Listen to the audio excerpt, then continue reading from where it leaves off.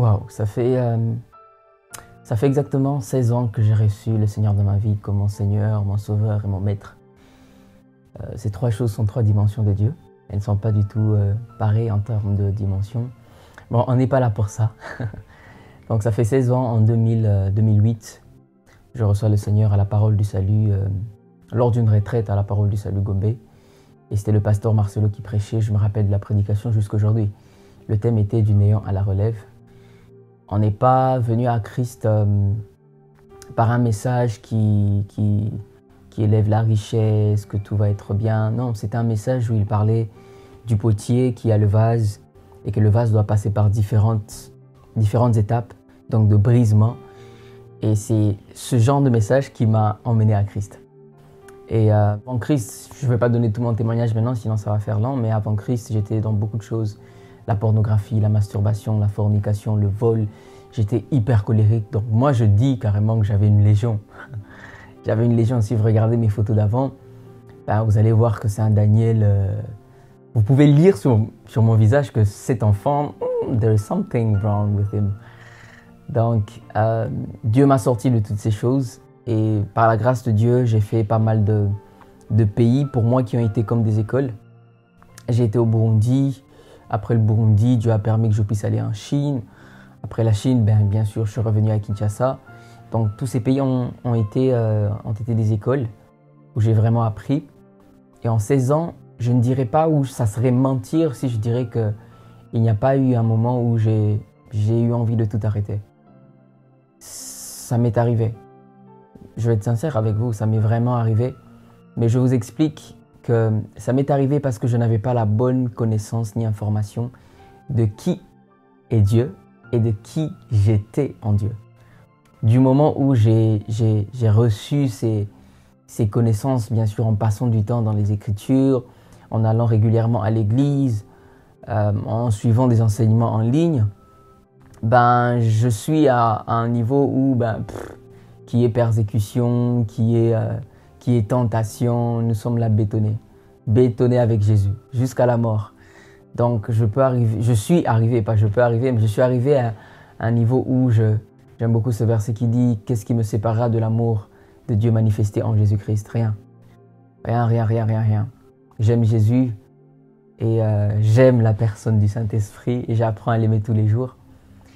Et il y a quand même un chant qui brûle dans mon cœur à chaque fois que je viens à ce 8 avril qui est exactement le jour de ma naissance.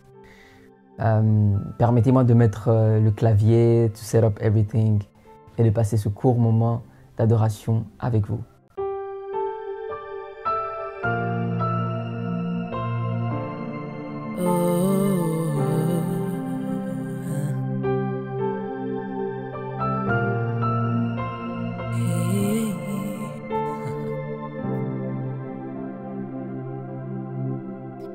Où irai-je? Que ferai-je sans toi? Où irai-je? Que ferai-je sans toi?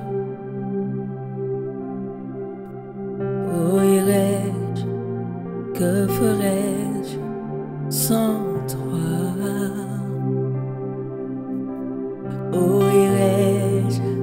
Que ferai-je sans toi?